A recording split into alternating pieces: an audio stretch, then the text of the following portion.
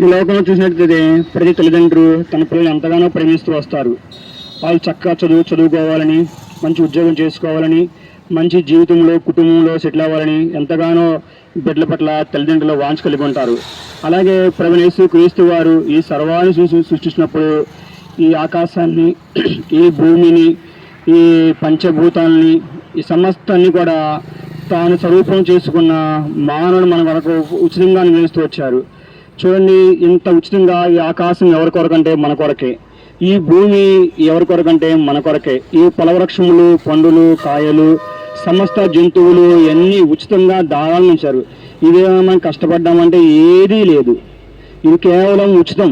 ప్రభువైన యేసుక్రీస్తు వారు తాను ప్రేమించి తన స్వరూపము తన పోలిక చొప్పున చేసుకొని వారి నాస్కారంలో జీవాయుని ఊది మనిషిగా తయారు చేసుకొని తన మహిమనిచ్చి ఏదైనా తోటలో పెడుతూ వచ్చారు. అయితే అపవాది మోసపరిచి ఆ పాపం ద్వారా ప్రవేశించడం ద్వారా దేవునికి దూరస్థమై వచ్చారు. ఒక ఉదాహరణగా మనం ఒక వివాహం వెళ్ళినప్పుడు ఎంతో పరిశుద్ధంగా నీతిగా తయారైనప్పుడు మన పక్కన ఎవరైనా అపరిశుద్ధంగా మురిగ్గా ఉంటే మనం కూర్చోలేం. ఎందుకని? మనం పరిశుద్ధంగా ఉన్నాం కాబట్టి అపరిశుద్ధం మనం కూర్చుంటే మనం కూడా మలినమవుతాం. అలాగే దేవుడు అతి పరిశుద్ధుడు, పాపం లేనివాడు, పవిత్రుడు, నిష్కంకుడు, నిర్దోషి, పాపంలో చెరగా ప్రత్యేకమైన దేవుడు. ఇటువంటి ఆయన పాపంతో పడిపోయి చెడిపోయి పతనమైపోయి కష్టపెట్టిపోయి నిత్య నాశానికి నరకానికి పోతరైన మానవుడు దేవునికి ఎలా సమీపించగలడు? ఎంత మాత్రం కూడా సమీపించగలడు. ఆయన ఏమో ఎవరినో సమీపింపరని మహామహిమలో అమృతమైన తేజస్సులో వస్తున్న దేవుడు అయినప్పటికీ ఇటువంటి గొప్ప దేవుడు ఈ మానవుని ఎలాగే పాపం విమోచించాలని ఆ సర్వాధికారిని దేవుడు లోకాసువార్త 19:10 ప్రకారము నశించిన దాన్ని వెతికి రక్షించడకే ఆ సర్వాధికారి దేవుడు మానవ రూపం దాల్చి ఈ పరలోకం నుండి భూమికి వస్తూ వచ్చారు. అంత మాత్రమే కాదు, ప్రియ సహోదరులారా, మనం చేతితో చేసిన పాపాల కొరకు ఆయన చేతిలో మేకులు కొడుతూ వచ్చారు. మనం కాలుతో చేసిన పాపాల కొరకు ఆయన కాలులో మేకులు దగ్గరతో వచ్చారు. మన తలంపులు ఆలోచన చేసిన పాపాల కొరకు ఆయన తల ముళ్ళ కిరీటం పెట్టబోచ్చింది.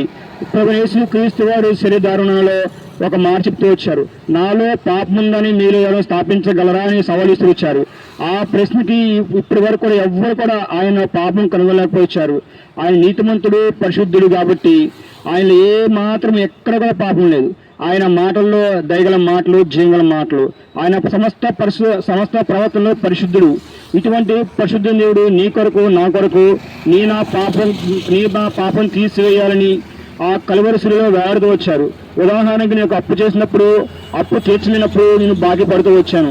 నేను తీర్చనప్పుడు నా తండ్రి వచ్చి తీర్చినప్పుడు నేను ఆ అప్పుల్ని ఎలా విముక్తి వచ్చానో, నా పాపాన్ని నేను తీర్చలేని శిక్ష ఉన్నప్పుడు ఆ దేవాదేవుడు ప్రభువైన యేసుక్రీస్తు వారు ఈ లోకానికి వచ్చి నా పాపాన్ని అంతా కూడా ఆ కలువరిశిలో తీస్తూ వచ్చారు ఉచితంగా. ఇప్పుడు ఎవరైతే ప్రభువైన యేసుక్రీస్తు వారిని సొంత రక్షణ నిలుస్తారో వారి పాపాలు క్షమించుతాం. ఈ మాటల ప్రియ సహోదరులారా, మీరు ఎక్కడున్నా సరే, ఏ పని చేస్తున్నా సరే, ఎలా ఉన్నా సరే ఈ మాటలు లక్ష్మించండి. మన మాటల్లో పాపం ఉంది, చూపుల్లో పాపం ఉంది, తలంపుల్లో పాపం ఉంది, నడకలో పాపం ఉంది, జీవితంలో పాపం ఉంది. మరి ఈ పాపని ఎలా తీసుకెళ్ళాం? ఈ పాపని ఎవరు తీసివేయగలరు? ఏ డాక్టర్ తీసివేయగలరు? ఎవరు తీసివేయలేరు. రక్తం క్షమించడం, పాపాలు క్షమించడం అసాధ్యమని పరిశుద్ధమైన బైబిల్ సెలవిస్తుంది.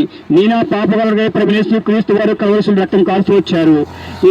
మీరు ఎవరైనా సరే ప్రభువైన యేసుని పాపం ఒప్పుకుంటే ఈ క్షణమే ఆయన తన రక్తంతో కడిగి నీ బిడ్డగా శివుని స్వీకరించాలని కోరుచున్నారు. ఈ మాటను ప్రియ సహోదరు మీరు ఎవరైనా సరే ఈ క్షణమే నేను మోకరించి, ప్రభువా నేను పాపి, నన్ను క్షమించి నీ రక్తం నన్ను కడుగంటే ప్రభువైన యేసుక్రీస్తు తన రక్తంతో కడిగి తన బిడ్డగా చేస్తూ వస్తారు. అంత మాత్రమే కాదు, ఈ లోకంలో సహాయపడుతూ వస్తారు. ఈ లోకాన్ని విడిచిపెట్టిన తర్వాత నిత్యరాజ్యం అయిన ఆ పరలోక రాజ్యము యుగ యుగాలు సదాకాలం ఆయనతో ఉండే గొప్ప భాగ్యము నీకు యోగానికి వస్తున్నారు. ఈ మాటలు నువ్వు ఇంకా ఎందుకు ఆలోచిస్తున్నావు? ఇప్పుడే ప్రభువైన యేసుక్రీస్తును అంగీకరించి, ఇది ఒక కులానికో లేకపోతే ఒక మతానికో ఒక రాష్ట్రానికో ఒక దేశానికి సంబంధించి కాదు. ఈయన సర్వాధికారి దేవుడైండి నిరంతరము జీవిస్తున్నాడు. కాబట్టి నా ప్రియ సహోదరులారా, మరి ఈ మాటలు మీరు ఎవరైనా సరే ఇంకా తెలుసుకోవడం మా ప్రియ సహోదరుల దగ్గర పత్రికలు ఉన్నాయి, బుక్స్ ఉన్నాయి, బైబిల్స్ ఉన్నాయి. మీరు ఒక్కసారి చదవండి, మరొకసారి ఈ ప్రార్థనలో ఏకీభవించాలని కోరుతున్నాను.